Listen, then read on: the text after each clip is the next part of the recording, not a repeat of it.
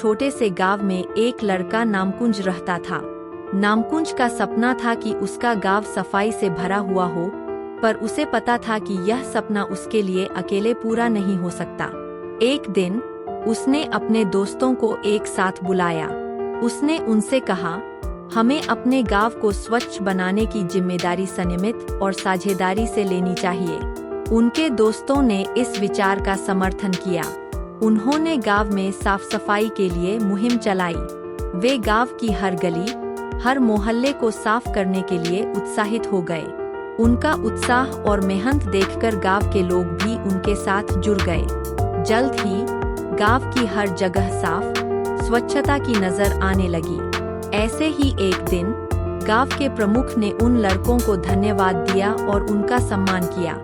नामकुंज और उसके दोस्तों ने देखा कि उनकी मेहनत ने गांव को न केवल स्वच्छ बनाया है, बल्कि लोगों में भी स्वच्छता के प्रति जागरूकता भी फैलाई है। इस कहानी से हमें यह सीखने को मिलता है कि स्वच्छता को बनाए रखने की जिम्मेदारी सभी की होती है, और जब हम साथ मिलकर काम करते हैं तो कोई भी मुश्किल आसानी से हल हो जाती। एक छोटे से गांव में रामू नामक लड़का रहता था।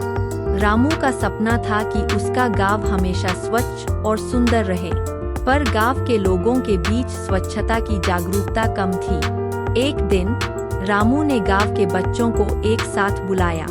उन्होंने सभी को बताया कि हमें अपने गांव को स्वच्छ और सुंदर बनाने का कर्तव्य है। सभी बच्चे खुश हो उठे और रामू के साथ मिलकर काम करने के लिए तैयार हो गए।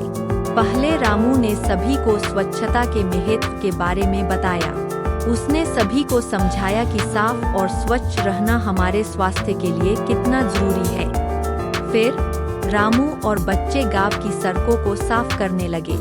उन्होंने मिलकर कूड़े को कूड़ाखाने में डाला, गंदगी को साफ किया और पेड़ पौधों को संभाला।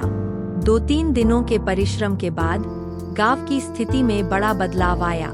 लोग स्वच्छता के प्रति जागरूक हो गए और गांव को स्वच्छ बनाए रखने का संकल्प लिया।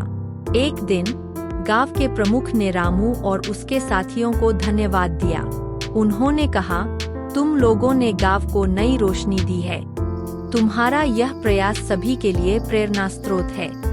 इसके बाद से गांव ने स्वच्छता को अपना आदर्श बना लिया। रामू और उसके दोस्तों ने मिलकर गांव को स्वच्छ और सुंदर बनाए रखने का संकल्प लिया।